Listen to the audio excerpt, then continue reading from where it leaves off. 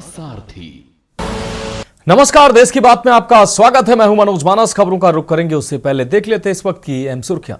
Kolkata rape murder 162 दिन बाद फैसला। अर्जी कर कांड में संजय राय दोषी करार। रेप के बाद डॉक्टर की हुई थी हत्या। बजट सत्र 2025 में सरकार पेश कर सकती है नया आयकर विधेयक। इनकम टैक्स स्लैब में हो सकता है बदलाव। मिडिल क्लास पर होगी खास सरकार की नजर। पीएम मोदी ने 65 लाख स्वामित्व संपत्ति कार्ड बांटे हैं। पीएम मोदी ने कहा, यूएन ने गरीबी हटाने के लिए प्रॉपर्टी राइट्स की बात कही थी। हमने 2.25 करोड़ दस्तावेज सौंपे हैं।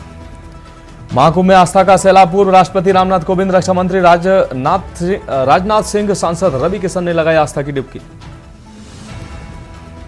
आप संयोजक अरविंद केजरीवाल का बड़ा ऐलान। केजरीवाल बोले, किराएदारों को फ्री बिजली पानी देंगे। पुलिस ने आप नेताओं के जेल जाने की डॉक्यूमेंट्री की स्क्रीनिंग रोकी। 7 राज्यों में घना कोहरा। यूपी में 46 ट्रेनें लेट। राजस्थान में तापमान 0 से नीचे।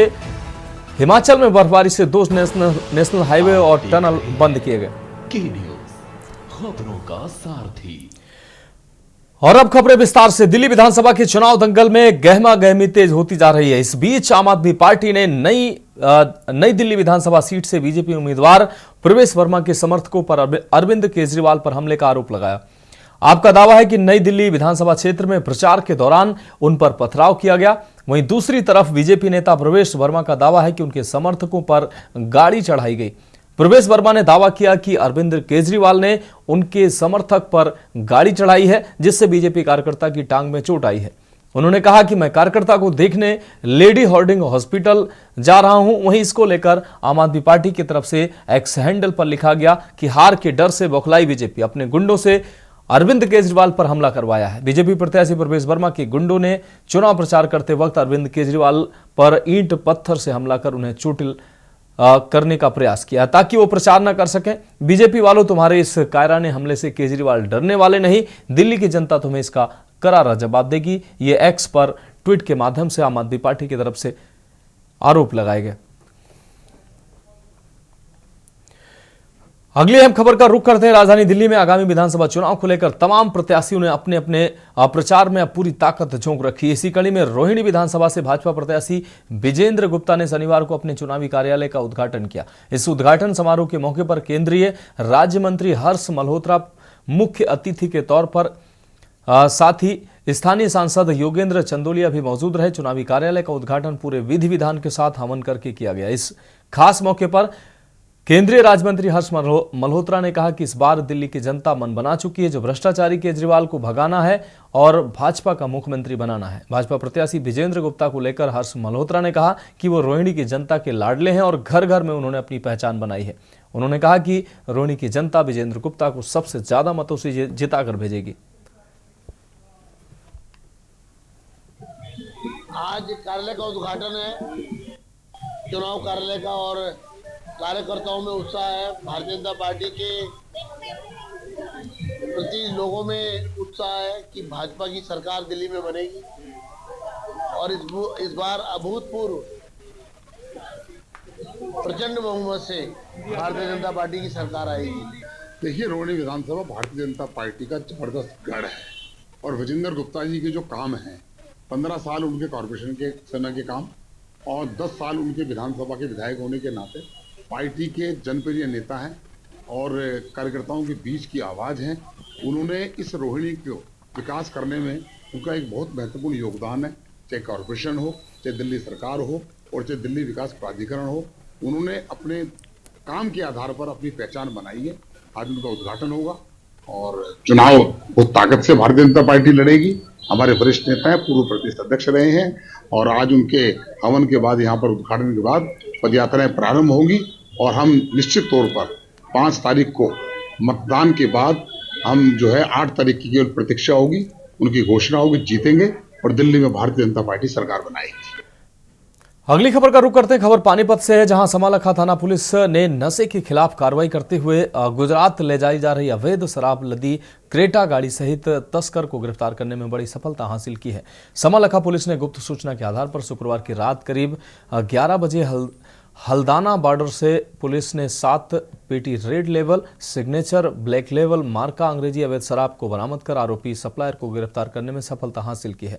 बरामद की गई शराब की 7 पेटियों की कीमत करीब 1 लाख रुपए बताई जा रही है। ये बेसिकली जो टोटल रिकवरी है इसमें लगभग 7 पेटी हैं और इसमें ब्लैक लेवल 9 बोतल हैं, रेड लेवल जो है 58 बोतल हैं और सिग्नेचर की 38 बोतल्स हैं।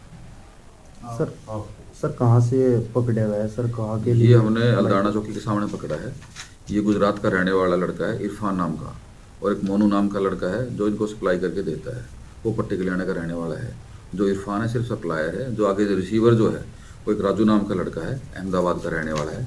उसको ये गाड़ी हैंड ओवर कर देता है। रुक रही अगली अहम खबर का। हरियाणा की राजनीति में खासकर बीजेपी पार्टी में इन दिनों काफी हलचल मची हुई है। ये हलचल दरअसल बीजेपी प्रदेश अध्यक्ष मोहनलाल बड़ोली पर एक युवती द्वारा रेप का केस दर्ज करवाने के बाद है। बीजेपी के नेता और कुछ ब्राह्मण संगठन बीजेपी प्रदेश अध्यक्ष मोहनलाल बड़ोली पर रेप के आरोप को षड्यंत्र करार देते हुए उनके बचाव में उतरे हैं, जबकि अब कुछ महिला, किसान, सामाजिक संगठन पीड़िता के पक्ष में खड़े दिखाई देने लगे हैं।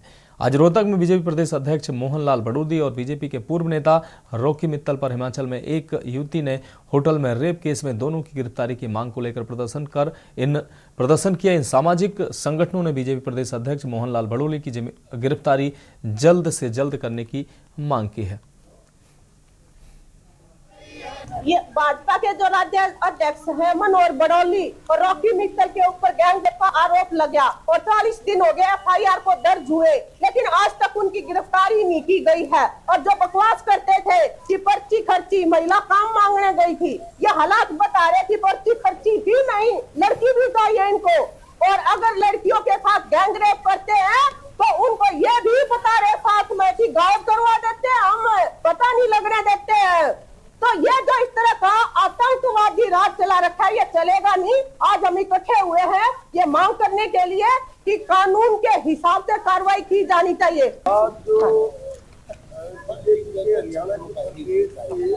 अध्यक्ष मोहनलाल बड़ौली विनोद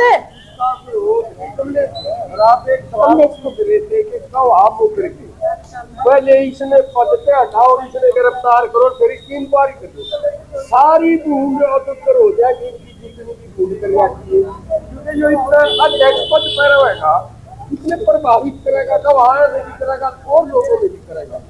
इसका जो फौरी तौर के ऊपर इनकी गिरफ्तारी करके जेल में इसकी इंक्वायरी करवा दो, फिर दूसरा दिन तो पानी का पानी हो जाएगा।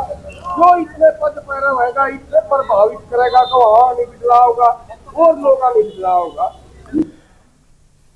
रुक रही अगली अहम खबर का। खबर यमुनानगर से, जहां बसपा के पूर्व प्रत्याशी प्रदेश सचिव ब्रजपाल छप्पर व किसान नेता कश्मीरी लाल सैनी, नरेश राणा, रामचरण सुरताराम, जसबीर अहलावत टीम को लेकर गांव सैदपुर के सैकड़ों लोगों और महिलाओं के साथ डीसी कार्यालय यमुनानगर पहुंचे। एसडीएम सोनू राम ज्ञापन लेने पहुंचे। ग्रामीणों ने कहा कि जो पंचायत और श्यामलात की जमीन के अवैध कब्जे छुड़वाकर जरूरतमंद लोगों को 100 गज के प्लाट दिए जाएं। ब्रजपाल छप्पर ने एसडीएम को कहा कि जब तक ग्रामीणों को न्याय नहीं मिलेगा संघर्ष जारी रहेगा।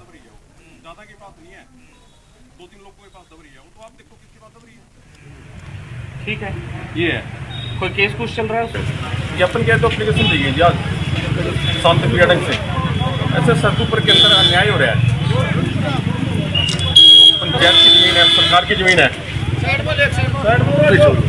इधर जो सरकार की जमीन है, एक दो आदमी के पास से तो छुटवे लेगी, बाकी के पास दब रही है। हमारी मांग ये है कि पंचायत की जमीन सारी खाली करा करके इन गरीबों को सुविधा प्लाट किया जाए। कितने एकड़ जमीन है? 313 कनाल है। 313 कनाल। तो आप किसको ज्ञापन दिया है? क्या हमने एसडीएम साहब को ज्ञापन दिया और 5-7 दिन का टाइम लिया गया। अगर कार्रवाई नहीं होगी फिर हम धरना देंगे।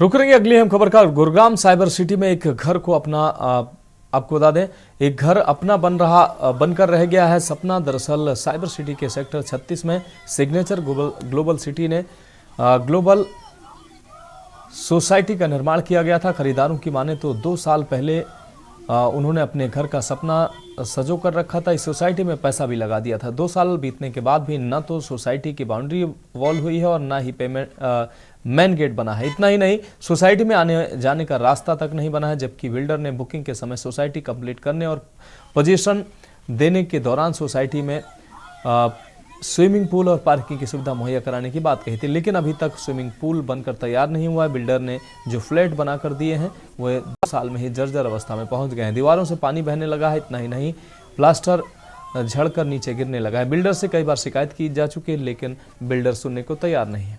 ऐसे में फ्लैट मालिकों ने सिग्नेचर टावर पहुंचकर बिल्डर के ऑफिस के बाहर जमकर प्रदर्शन किया। और हम लोग signature global sector 36 signature global part 4 और 5 के रहने वाले हैं हम लोग। और बहुत समय से हम लोग बिल्डर से मीटिंग कर रहे हैं, बात कर रहे हैं, लेकिन जो सोसाइटी नहीं हुई है अभी भी। तो जो मेन गेट है अभी सोसाइटी का, अभी तक मेन गेट नहीं बना है। हम लोग हाईवे से अंदर घुसते हैं सोसाइटी के अंदर में, और उसके बाद में उसका जो 12 मीटर का रोड है सोसाइटी के अंदर घुसने के लिए, वो अभी तक रेडी नहीं है। और वहाँ फ्लैट ले रखा है। पहली बात तो वहाँ कोई मेंटेनेंस का काम नहीं है। सामान ऐसे जो मटेरियल इतना लगा रखा है, ऐसे पानी सारा अंदर के अंदर जा रहा है। दीवारें सारी सीलन आ रही है, छतें सारी चौड़ी हैं, काम है नहीं। मेंटेनेंस में कोई काम कंप्लीट करने जाओ तो कोई सुनवाई नहीं हो रही। और आज यदि आज मिलने के लिए आए हुए हैं सब हम लोग कि चलो मिल लेते हैं, तो आज हमारे को अंदर नहीं जाने दे रहे। और आज अब किसी ने कोई बाहर का एम्प्लॉय, कोई भी आदमी अभी जाए नया फ्लैट लेना हो तो अभी अंदर तक जाने देंगे? हाँ भी, उनको चाय भी पूछेंगे, कॉफ़ी भी पूछेंगे, सब कुछ कोई है। और ये पुराने आदमी हम बैठे हैं, 1.5 साल हो गए लेके हुआ है, हमारे को आज बात करने के लिए भी मतलब उनके पास टाइम नहीं है। देख लो। तो खबरों में फिलहाल वक्त एक ब्रेक का है, जल्द हाजिर होंगे। आप देख रहे हैं के न्यूज, खबरों का सारथी। ब्रेक के बाद इसकी बात में एक बार फिर से आपका स्वागत है। रुक करेंगे अगली अहम खबर का। जब तक हिमाचल प्रदेश की पुलिस उन्हें निर्दोष साबित नहीं कर देती, तब तक पार्टी की पवित्रता को बनाए रखने के लिए उनको पद से त्याग पत्र दे देना चाहिए। हरियाणा के श्रम, ऊर्जा एवं परिवहन मंत्री ने ये बड़ा बयान दिया। उन्होंने कहा कि भारतीय जनता पार्टी के प्रदेश अध्यक्ष मोहन लाल बड़ोली और महिला गवाह दोनों ने कहा है कि वह निर्दोष हैं। उन्होंने कहा कि उन्हें भरोसा है कि हिमाचल पुलिस की जांच में वह निर्दोष साबित होंगे, परंतु जब तक हिमाचल प्रदेश की पुलिस उन्हें निर्दोष साबित नहीं कर देती, तब तक पार्टी की पवित्रता को बनाए रखने के लिए उनको अपने इस पद से त्याग पत्र दे देना चाहिए। तब तक पार्टी की पवित्रता, जिन्होंने कहा मैं निर्दोष हूं, और जो गवाह थी उसने भी कहा मैं निर्दोष हूं।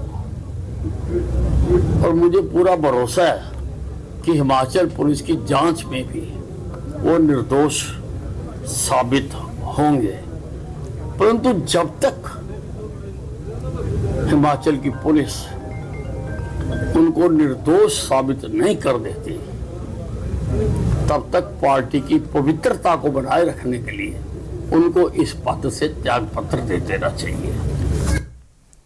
रुक करेंगे अगली अहम खबर का। खबर सिरसा से है, जहां हरियाणा के सिरसा जिले में एंटी करप्शन ब्यूरो ने एक बड़ी कार्रवाई करते हुए पंचायती राज विभाग के जूनियर इंजीनियर को रिश्वत लेने के आरोप में गिरफ्तार किया है। आरोपी जेई लवीश कुमार ने ढाड़ी खुहवाली में गंदे पानी की निकासी के लिए बिछाई गई पाइपलाइन का बिल पास कराने के एवज में सरपंच से 1.25 लाख रुपए की रिश्वत मांगी थी। सरपंच ओम प्रकाश ने एंटी करप्शन ब्यूरो को दी शिकायत में बताया कि आरोपी जेई पिछले 5 दिनों से उनसे रिश्वत की मांग कर रहा था। बातचीत के बाद रिश्वत की राशि 1,10,000 रुपए तय हुई। इसके बाद सरपंच ने एंटी करप्शन ब्यूरो से संपर्क किया। एंटी करप्शन ब्यूरो के डीएसपी अमित वेनीवाल के नेतृत्व में टीम ने कार्रवाई करते हुए बाटा कॉलोनी निवासी जेई लवीश कुमार को शुक्रवार शाम नई हाउसिंग बोर्ड कॉलोनी से गिरफ्तार कर लिया।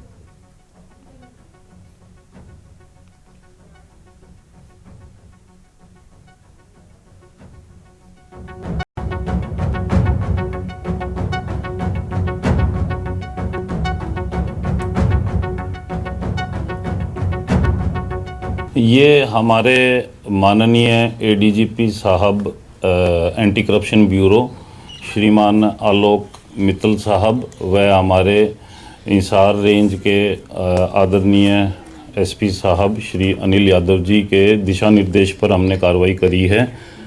कल शाम को हमने पंचायती राज विभाग के जेई हैं लवीश कुमार जी, उनको एक खुवाली गांव सरपंच हैं डिंग के, उनको करीब 1,10,000 की रिश्वत की डिमांड में हमने उनको कल अरेस्ट किया है, जेई साहब को, और उनकी वर्क पेंडिंग थी, उसमें हमने इनको अरेस्ट करा है।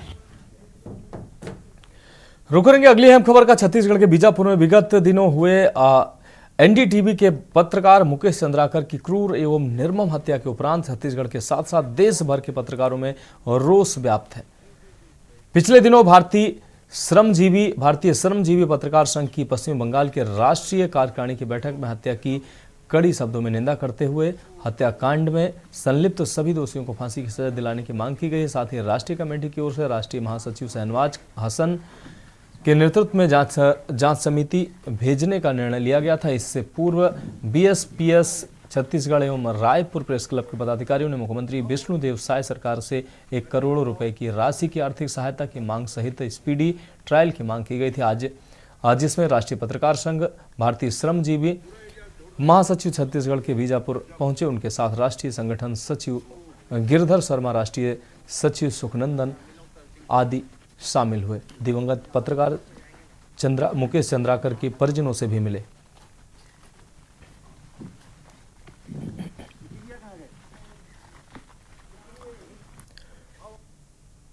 रुक करते हैं अगली अहम खबर का। 1 दिवसीय प्रवास पर मैहर पहुंचे नेता प्रतिपक्ष उमंग सिंह मां शारदा के दर्शन कर उन्होंने आशीर्वाद लिया। पत्रकार वार्ता कर प्रदेश सरकार पर उन्होंने निशाना साधा। मोहन भागवत को उन्होंने माफी मांगने की सलाह दी। स्वतंत्रता सेनानियों के परिवार को उन्होंने आरोप लगाया कि गाली दी गई है। मध्य प्रदेश विधानसभा के नेता प्रतिपक्ष उमंग सिंघार आज अपने 1 दिवसीय दौरे पर मैहर पहुंचे थे, जहां उन्होंने सबसे पहले मां शारदा के मंदिर पहुंचकर पूजा अर्चना की, आशीर्वाद प्राप्त किया। इसके बाद पत्रकार वार्ता को संबोधित किया। नेता प्रतिपक्ष ने पत्रकारों को संबोधित करते हुए सरकार पर जमकर हमला बोला।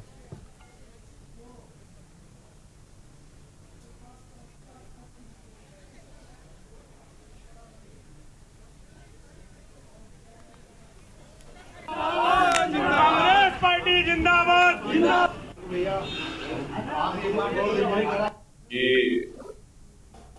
कांग्रेस ने क्या कहा और क्या किया, ये पूरा देश है। जब देश आजाद हुआ था तो न यहाँ एयरपोर्ट थे, न अस्पताल थे, न बिजली घर थे। कांग्रेस ने जो एम्स दिए एक आम पूरे देश की जनता जानती है। लेकिन आपने कांग्रेस ने महंगाई कम करने के प्रयास किए। कांग्रेस ने तेल कंपनियों को, मैंने आपसे कहा थोड़ी देर पहले कि उनको पैसे दे दिए, उनके घाटे का नुकसान किया, लेकिन आम जनता पर कभी महंगाई का मार नहीं आ रहे। ये कांग्रेस है। रुक करेंगे अगली अहम खबर का। विदिशा के गंज बाशोदा तहसील के ग्राम काली पठार के नई दिल्ली इलाके में एक 28 वर्षीय मजदूर दिनेश की हत्या मात्र 50 रुपए के लेन देन को लेकर कर दी गई। मृतक के पड़ोसी ने ही मजदूर की हत्या कर उसके मफलर से गला घोंटकर हत्या की। आरोपी को पुलिस ने गिरफ्तार कर लिया है। हैबा सौदा एसडीओपी मनोज मिश्रा के अनुसार मामूली लेन देन को लेकर मृतक के पड़ोसी ने ही उसकी हत्या कर शव को पास की झाड़ियों में फेंक दिया। आरोपी रामस्वरूप अहिरवार को गिरफ्तार करके आगे की कार्रवाई की जा रही है।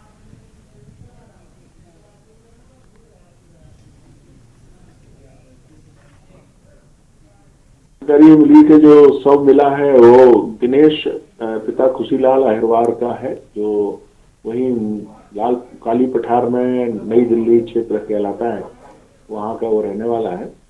कल शाम को वह नशे की हालत में अपने गांव मोहल्ले में घूम रहा था। वहाँ उसका किसी बात को लेके रामस्वरूप पिता रामचरण अहिरवार से विवाद हुआ और उसी बात को लेके रामस्वरूप जो है मौका देखकर इसको एकांत में ले गया और वहाँ एक सूने पड़े मकान के खंडर के पास में उसने ले जाके उसको धक्का मारा, जिससे वो नीचे गिर पड़ा और उसके बाद पत्थर से उसके सिर पर वार किया और उसके बाद उसका गले में जो मफलर पहने हुए था सर्दी से बचाव के लिए, उसी मफलर से उसका गला घोंट के उसकी हत्या कर दी।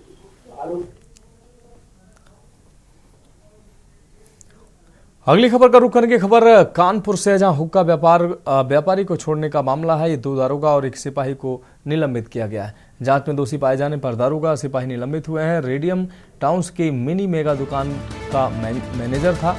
मैनेजर को पकड़ने के बाद पुलिसकर्मी ले गए थे कोहना चौकी में ले जाकर छोड़ने के बदले मांगे थे पैसे। जांच में दोषी पाए जाने पर दारोगा और सिपाही निलंबित हुए हैं। 2 दारोगा और 1 सिपाही निलंबित किए गए हैं। रेडियंस आपको बता दें, मैनेजर को पकड़ने के बाद कोहना चौकी पुलिसकर्मी ले गए थे।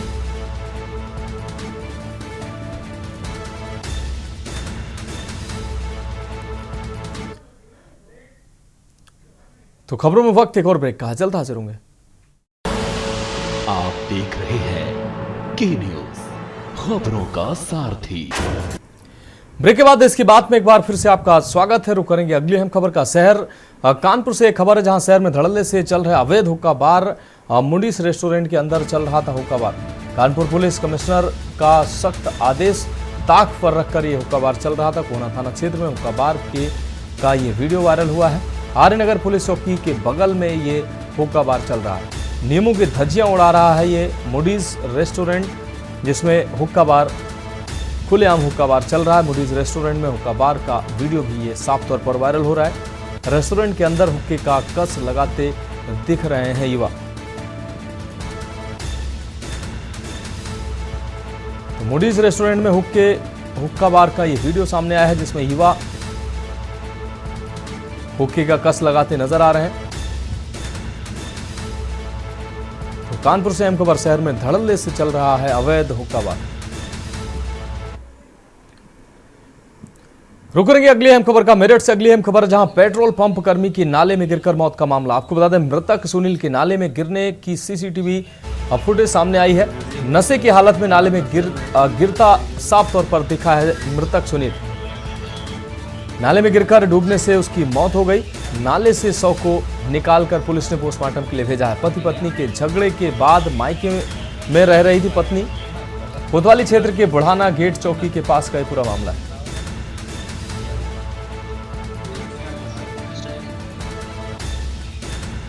तो ये सीसीटीवी फुटेज सामने आया है, जिसमें साफ तौर पर नाले में गिरता दिख रहा है। नशे की हालत में नाले में गिरा। पति पत्नी के झगड़े के बाद मायके में रह रही थी पत्नी।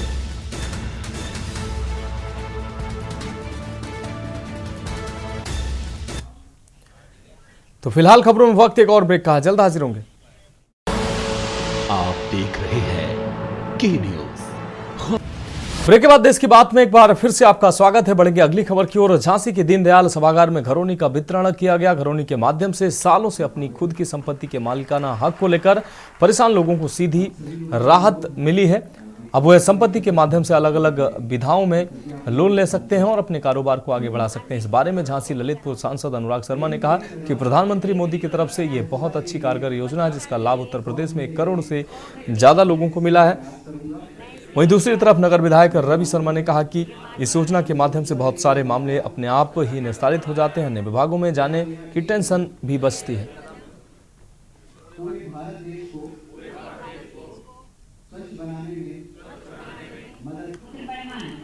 और उसके बाद जगरवाहा ग्राम, ये समूह होकर मुझे रात में से आ जाओ।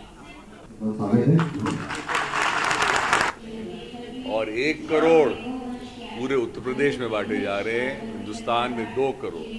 तो आप ये मान सकते हैं कितनी बड़े स्तर पे कार्य हुआ है। और नई टेक्नोलॉजी के माध्यम से ड्रोन्स को इस्तेमाल करते हुए फोटोग्राफिक एरियल सर्वेस, ये मोदी सरकार है और ये मोदी सरकार का कार्य है।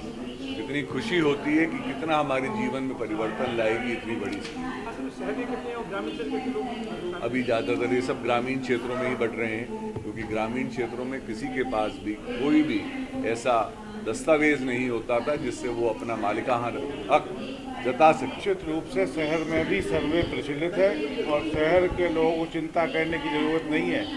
शहर में भी निश्चित रूप से ये कार्ड आगे आने वाले समय मिलने वाले हैं। आज कितने लोगों को संपत्ति कार्ड मांगे?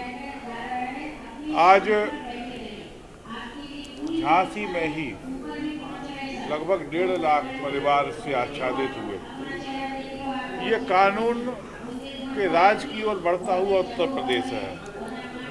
आज जब ये संपत्ति विवाद गांव-गांव में ख़त्म हुआ है तो उन्हें अधिकार पत्र दे दिए गए, तो निश्चित रूप से प्रशासन में रेवेन्यू का काम कम हुआ, पुलिस का काम कम हुआ, गांव में सौहार्दपूर्ण वातावरण की स्थापना हुई।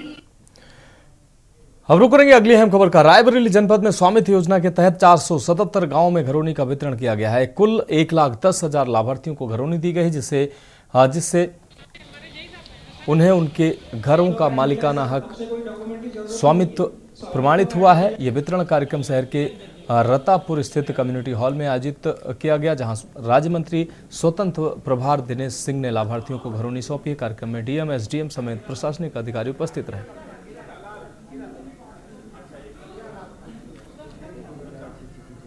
मैं उस पर लोन ले पाया। पहले सर लोन नहीं मिलता था मेरे घर में, मतलब इसके बाद हमारे डीजे श्री सुरेश सिंह पूर्व प्रदेश अध्यक्ष, माननीय मंत्री जी के कदमों से आप सभी को स्वामित्व कार्ड प्रदान। हीरालाल स्वर्गीय श्रीपाल सिंह सराय मुगला से आए हैं। आप कार्ड मिला है सर, तब से कोई डॉक्यूमेंट की जरूरत ही नहीं है। स्वामित्व कार्ड अकेले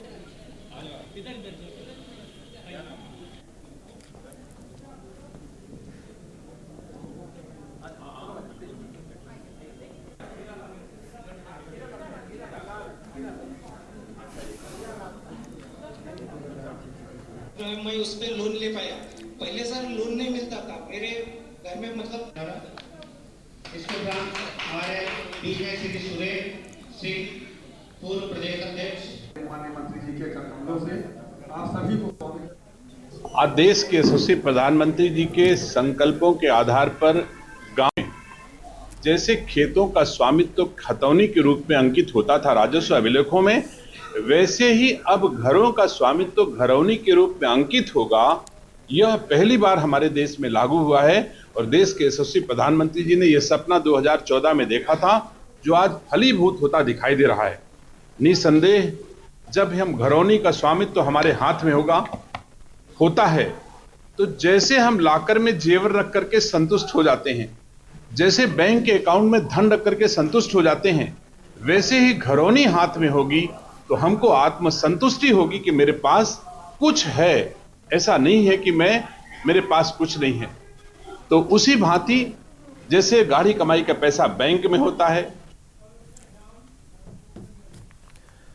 रुक करेंगे अगली अहम खबर का। खबर बाराबंकी से, जहां उत्तर प्रदेश में स्वामित्व योजना के तहत एक बड़ा कदम उठाते हुए एक जिले में 2,57,000 परिवारों को घरौनी वितरण किया गया है। बाराबंकी के जीआईसी ऑडिटोरियम में आयोजित विशेष कार्यक्रम में राज्यपाल आनंदीबेन पटेल और राज्य मंत्री सतीश चंद्र शर्मा ने लाभार्थियों को घरौनी बांटी है। सूबे की महामहिम राज्यपाल श्रीमती आनंदीबेन पटेल ने कार्ड सौंपे हैं। राज्यपाल ने कहा कि प्रधानमंत्री नरेंद्र मोदी की दूरगामी सोच का नतीजा है। ये स्वामित्व योजना अक्सर पारिवारिक विवाद में कई आपराधिक घटनाएं हो जाया करती थी। अब इससे लोगों को लाभ मिलेगा। नगर के जीआईसी ऑडिटोरियम में वितरण समारोह का आयोजन हुआ।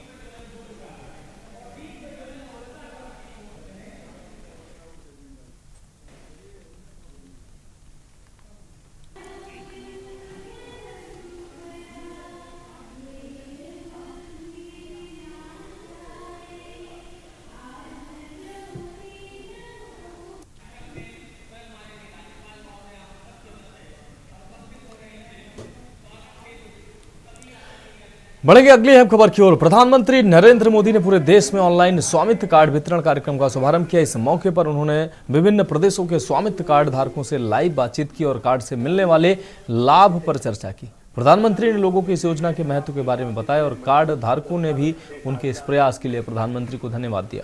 बांदा में रानी दुर्गावती मेडिकल कॉलेज सभागार में जिला प्रशासन और जन प्रतिनिधियों ने मिलकर बांदा के लोगों को स्वामित्व कार्ड वितरित किए हैं। यह योजना पिछले 5 सालों से चल रही है, जिसमें ग्रामीण क्षेत्रों के सर्वेक्षण के बाद लोगों को उनके घरों का स्वामित्व कार्ड जारी किया गया और उन्हें मालिकाना हक दिया गया। हालांकि इस योजना के तहत कुछ लोगों को लाभ मिल रहा है, वहीं कुछ दुष्परिणाम भी सामने आ रहे हैं। स्थानीय स्तर पर स्वामित्व कार्ड बनाने के दौरान कई बार परिवार के हिस्सेदारों को बिना सही जानकारी के हटा दिया गया और एक व्यक्ति के नाम पर ही कार्ड बना दिया गया है। इसके अलावा कुछ लोग गांव से बाहर रहकर कमाने वाले अपने भाइयों का हिस्सा भी अपने नाम करवा रहे हैं, जिससे आपसी विवादों को जन्म मिल रहा है।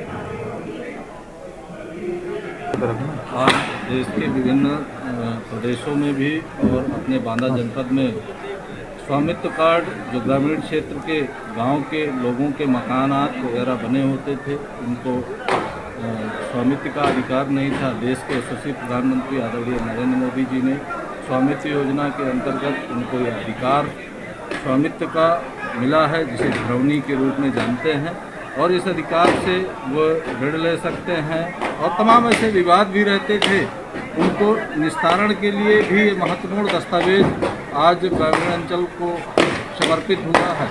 निश्चित रूप से ये विकसित भारत और आत्मनिर्भर भारत के लिए मील का पत्थर साबित होगा। जैसे गांव में पता किया गया है, गांव में जाकर के वहाँ पे मौके पे जा करके वहाँ पता किया गया, घरौनी में ऐसा गड़बड़ी क्या हुआ है।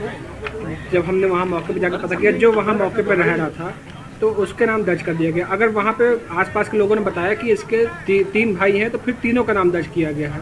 अगर बताया कि केवल यही रहता है, दूसरे का कहीं और दिया गया है, तो फिर केवल जो रहता है उसका दर्ज किया गया है।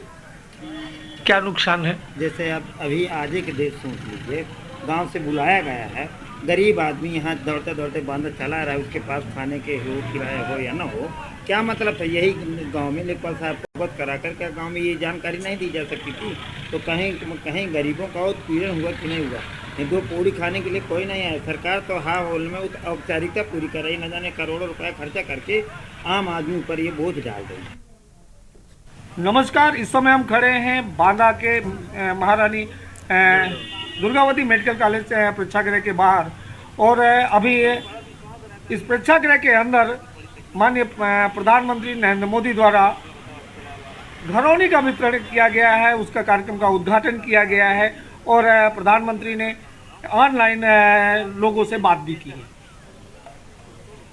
प्रधानमंत्री ने स्वामित्व कार्ड योजना के बारे में बताते हुए लोगों को बहुत अच्छी जानकारी दी। हालांकि ये जो योजना है, इससे कम से कम ग्रामीण क्षेत्रों में लोगों को अपने जो घर थे, जिनका कोई स्वामित्व कार्ड नहीं था, जिनके बारे में कहीं कोई कागज नहीं हुआ करते थे, आज उनका कागज बन गया है, स्वामित्व कार्ड बन गया है, जिससे उसके तमाम लाभ सामने आने वाले हैं। क्योंकि जिस परिवार में जो स्वामित्व की बात करें और हिस्सेदारी की बात करें, तो 3 से 4 लोग जहां हिस्सेदारी थे और वो बाहर कमा रहे हैं, तो जो व्यक्ति घर में रह रहा था, पूरे मकान का स्वामित्व उसी व्यक्ति को बना दिया गया है, जिससे जो और हिस्सेदार थे उनके बीच में एक विवाद का कारण भी बनता नजर आ रहा है। अभी हमारे साथ खड़े हैं लोग और इनसे बात करेंगे। क्या नाम है भैया आपका? राजू भैया, कहाँ से आए हैं? आहार बवेरू से। ये आज जो ये कार्ड मिला आपको स्वामित्व का, इससे क्या लगता है कितना लाभ मिलेगा? लाभ भी मिल सकता है, नुकसान भी हो सकता है इसमें। और लाभ है, आदमी को जरूर हिसाब से लेना चाहिए। जो कार्ड लेगा तो उसको ढालने की क्षमता भी होनी चाहिए, और अपने प्रक्रिया के हिसाब से उसे जीवन के लिए जीना चाहिए। तो इसमें मुझे ज़्यादा लाभ नहीं दिखा। उनको मेरा नाम बुद्धराज भैया, आज इस स्वामित्व कार्ड योजना से क्या लाभ है आपको नजर आता है? सरकार की जो जानकारी दी गई है सरकार के द्वारा, वो जानकारी अच्छी है और गांव के लोगों के लिए भलाई का कार्य है। और आगे ये कहना चाहेंगे कि इसमें संशोधन की आवश्यकता है, जहाँ कमियाँ हैं। देखिए, क्या संशोधन क्या किए जाने चाहिए? कौन से संशोधन आपको नजर आते हैं? जो छूट गए हैं वही संशोधन होने चाहिए। जो किसान यहाँ पर स्वामित्व कार्ड योजना में शामिल होने के लिए बांध आए थे, हालांकि आज यहाँ पर जल शक्ति राज्य मंत्री और यहाँ आयुक्त महोदय ने इस कार्यक्रम की विधिवत शुरुआत की। प्रधानमंत्री ने भी अपने संबोधन में लोगों को सारी जानकारी देते हुए लोगों को बताया कि इससे तमाम लाभ हैं, और मुख्यमंत्री योगी आदित्यनाथ ने भी इसमें लोगों को जानकारी दी। लेकिन सरकार की ये योजना कितनी सफल होगी, कितनी कारगर होगी, क्या ये लोगों के अंदर आपसी प्रेम भाईचारे को बढ़ाएगी या दुश्मनी फैलाएगी, ये तो आगे आने वाला वक्त ही बताएगा। बांदा से ग्राउंड जीरो से के न्यूज़ के लिए भगत सिंह।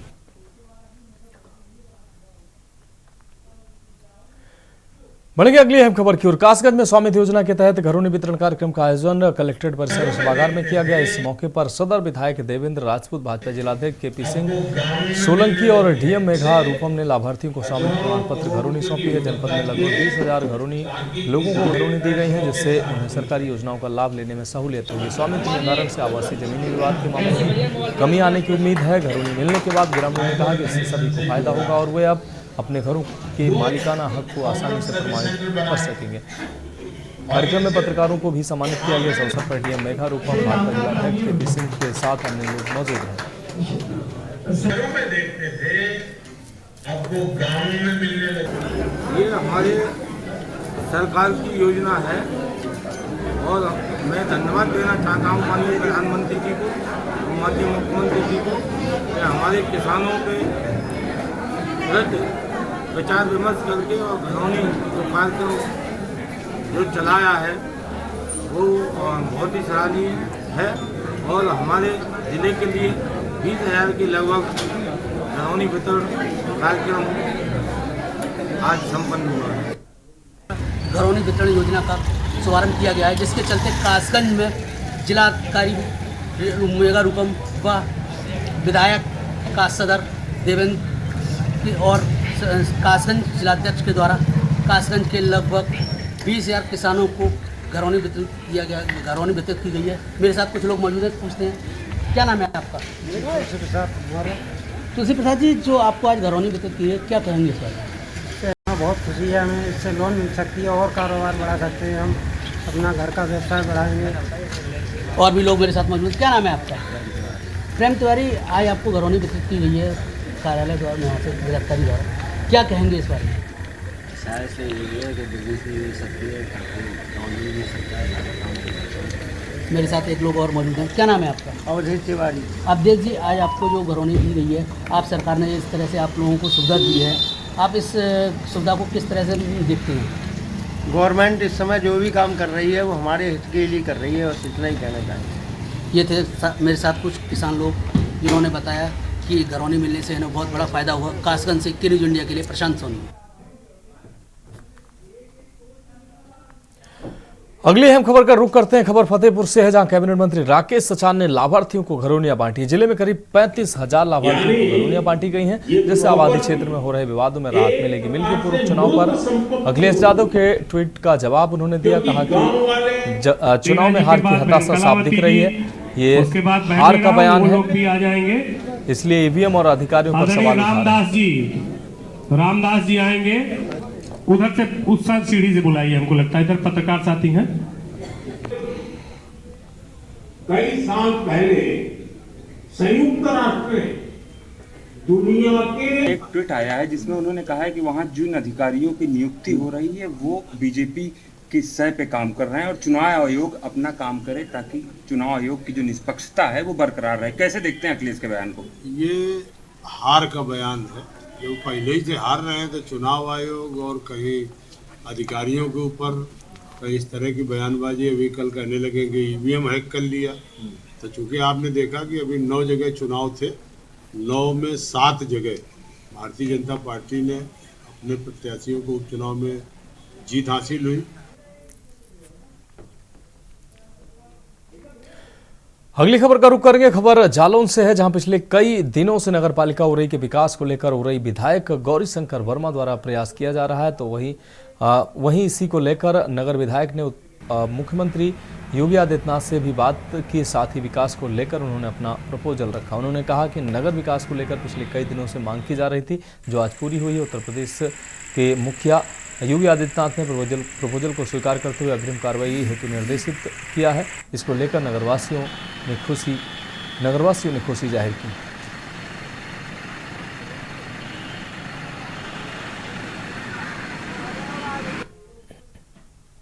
बहुत दिनों से नगर पालिका के लिए बात चल रही थी और आज हमारे विधायक जी ने, श्री गौरीशंकर जी ने मुख्यमंत्री जी से बात करी और उस प्रस्ताव को पास करवाया। हम लोग और हमारे सारे नगरवासी इस काम के लिए अपने विधायक श्री गौरीशंकर जी को बधाई देते हैं।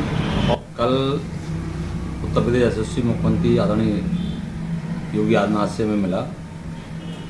लगभग विगत 5 वर्षों से नगर पालिका उरई के आसपास के गांव, उनकी मंजरे बजीदा है, करसान है या नंजनपुर है, मवई है, पड़ूरी है, जगतदेवपुर है, कुज्जा है, मोखरी है, पड़ूरी है, बनपुरा है, इकलासपुरा है। तो देश की बात में वक्त एक और ब्रेक का, जल्द हाजिर होंगे। आप देख रहे हैं के न्यूज, खबरों का सारथी। ब्रेक के बाद देश की बात में एक बार फिर से आपका स्वागत है। बढ़ेंगे अगली अहम खबर की ओर। खबर कानपुर से है, जहां आम, अमरूद, अंगूर के बागीचों और खेतों को नष्ट करने वाली जानलेवा कीटों से अब बचाने का काम स्मार्ट स्प्रेयर टेक्नोलॉजी करेगी। कानपुर आईआईटी ने अब पहले खेतों में कीटनाशक छिड़काव के लिए ड्रोन पद्धति को लॉन्च किया था, पर अब समय पर्यावरण बचाने और दवाओं के अधिक प्रयोग को कम करने के उद्देश्य से स्मार्ट स्प्रेयर टेक्नोलॉजी को इजाद किया है। बागों में एग्री केमिकल या फिर पेस्टिसाइड्स का छिड़काव करते वक्त बर्बादी बहुत ज़्यादा होती है। आमतौर पर जो मैकेनिक उपकरण छिड़काव के लिए मौजूद होते हैं, उनसे उन स्थानों पर भी छिड़काव हो जाता है जहां छिड़काव की ज़रूरत नहीं होती। ऐसे में बागवानों की ज़रूरत को समझते हुए आईआईटी कानपुर ने रडार तकनीकी से युक्त एक स्मार्ट स्प्रिंकलर मशीन बनाई है, जिसकी मदद से बाग के भीतर उन स्थानों पर छिड़काव किया जा सकेगा जहां पर छिड़काव करने की जरूरत है। इस मशीन की मदद से किसान की लागत कम हो सकेगी, वहीं उत्पादकता बढ़ाई जा सकेगी। रडार टेक्नोलॉजी का इस्तेमाल कर स्प्रिंकलर को विकसित करने वाले प्रोफेसर भारत लोहानी का कहना है कि अगले 4 महीनों में इस टेक्नोलॉजी से युक्त स्प्रिंकलर बाजार में मौजूद होंगे। फिलहाल युद्ध स्तर पर ट्रायल किया जा रहा है। आर्टिफिशियल इंटेलिजेंस संयुक्त इस स्प्रिंकलर के बाजार में आ जाने के बाद किसानों की तमाम समस्याओं का समाधान हो सकेगा।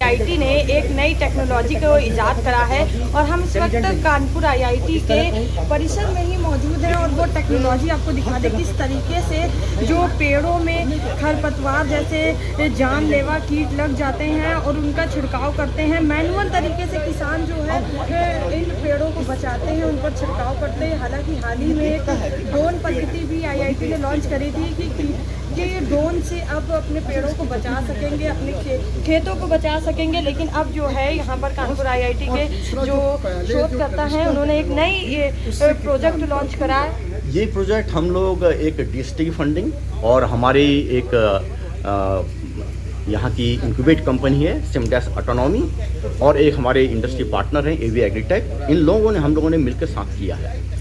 जो फंडिंग इसकी आई है वो डीएसटी से आई है और कुछ फंडिंग हमारी जो इंडस्ट्री पार्टनर है उन्होंने भी हमको दी है।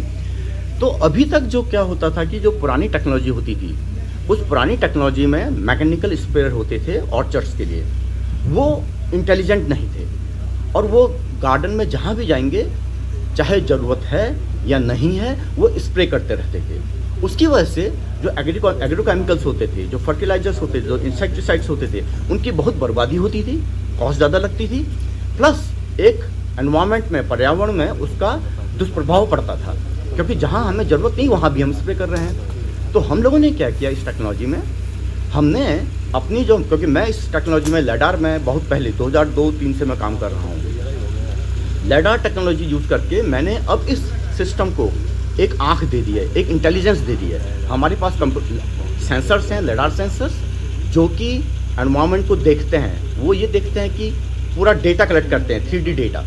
कंप्यूटर एल्गोरिदम हैं जो कि उस डेटा के बेसिस पर ये बताते हैं कि कहाँ कहाँ पे पेड़ हैं, पेड़ कितने एरिया में फैले हुए हैं। अब ये इंफॉर्मेशन हम जो स्प्रेयर है उसको कम्युनिकेट करते हैं। तो अब हमारा जो स्प्रेयर है वो उसी जगह पे स्प्रे करेगा जहाँ की पेड़ है। तो ये थे हमारे साथ आईआईटी के प्रोफेसर जिन्होंने इस पूरे प्रोजेक्ट को तैयार करा है और जल्द ही किसानों के हित में इस प्रोजेक्ट को मार्केट में लाया जाएगा। कानपुर से के न्यूज़ के लिए सारिका। अगली अहम खबर का रुख करते हैं। खबर कानपुर से है, जहां कानपुर के व्यापारी और व्यापारी नेताओं ने आज घंटाघर स्थित भारत माता प्रतिमा स्थल पर इकट्ठा होकर हुंकार भरते हुए प्रधानमंत्री और वित्त मंत्री के नाम पर ज्ञापन प्रस्तुत किया। और व्यापारी नेता ज्ञानेश मिश्रा ने बताया कि कानपुर में लाखों लोगों को रोजगार देने वाला मसाला उद्योग और लोहा उद्योग को सरकार बर्बाद और तबाह करने पर तुली हुई है। सरकारी अधिकारी हर चौराहे, नुक्कड़ और उद्योगों के बाहर अपनी टीम के साथ खड़े रहते हैं। इससे उद्योगों को काम करने में असहजता का सामना करना पड़ता है। कानपुर का मसाला उद्योग समेत लोहा उद्योग भी शहर से पलायन करने को मजबूर है। यदि जल्द ही कोई ठोस निर्णय नहीं लिया गया अधिकारियों के द्वारा तो व्यापारियों का नुकसान होगा। अधिकारियों पर अंकुश नहीं लगाया गया तो वो दिन दूर नहीं जब ईस्ट के मैनचेस्टर के नाम से जाना जाने वाला कानपुर अपने औद्योगिक महत्व को पूरी तरह से खो देगा और शहर में बेरोजगारी अपने चरम पर होगी। सरकार को इस तरफ ध्यान देना चाहिए कि यदि आप किसी के दरवाजे पर पहरा लगा देंगे और फिर चाहेंगे कि वह खुलकर काम करे और आपको भर कर टैक्स अदा करे तो ये कतई संभव नहीं होगा। अधिकारियों के बर्ताव से व्यापारी काम करने में असहजता महसूस कर रहे हैं।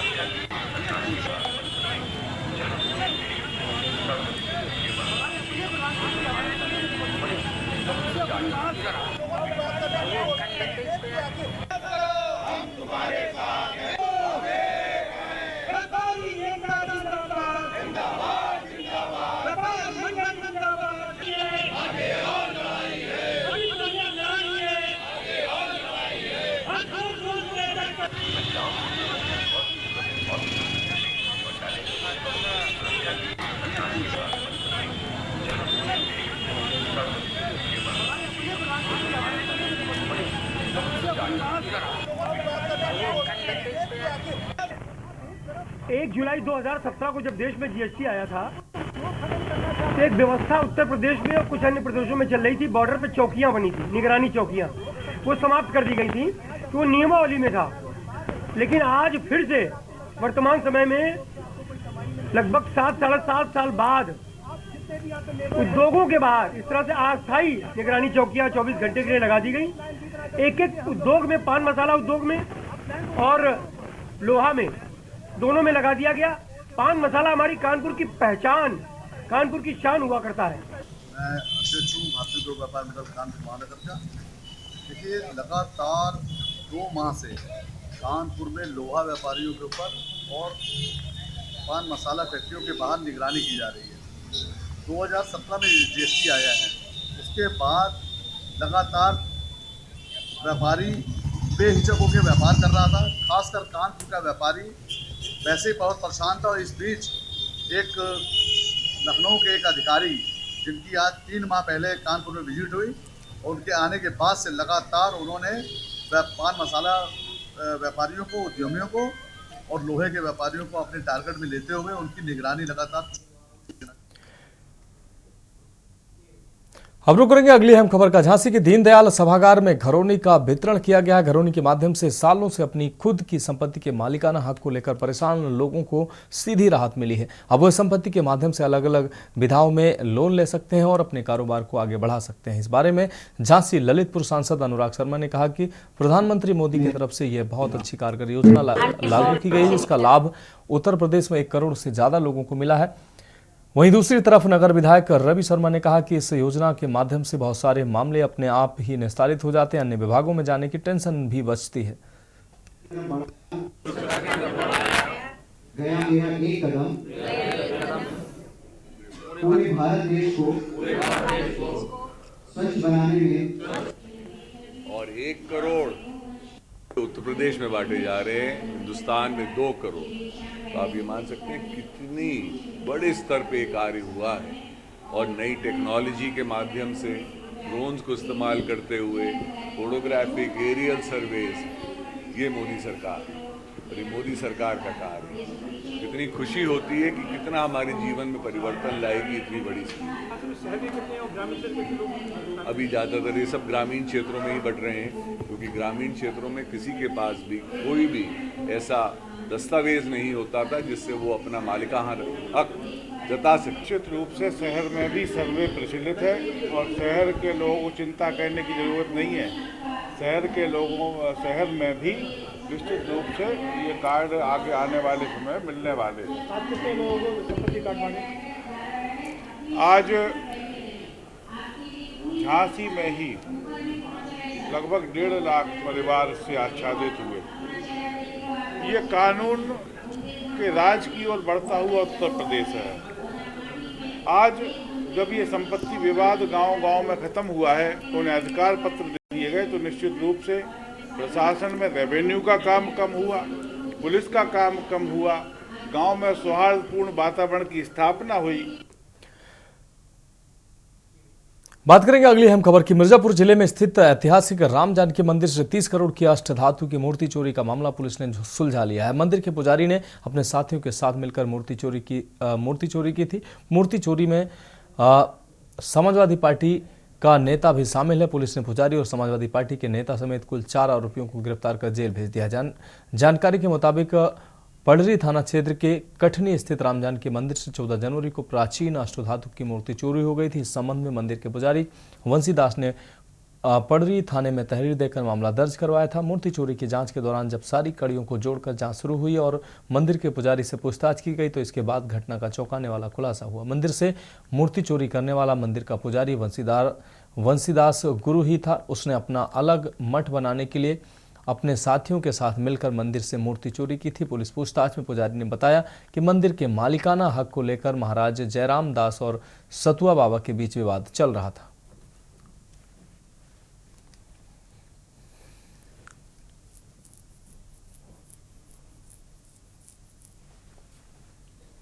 क्षेत्र का गाँव कटनई है, वहाँ पे एक राम जानकी मंदिर है, प्राचीन मंदिर है, एक आश्रम भी है वहाँ पर।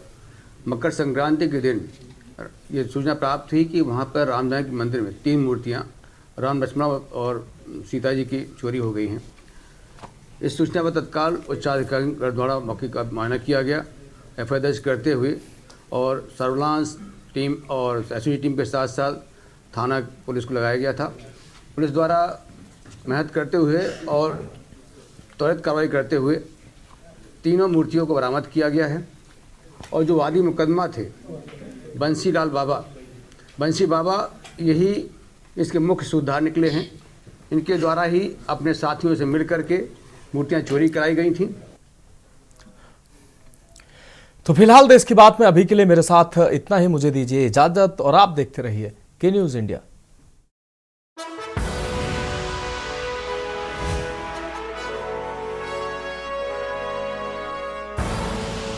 आप देख रहे हैं के न्यूज़, खबरों का सारथी।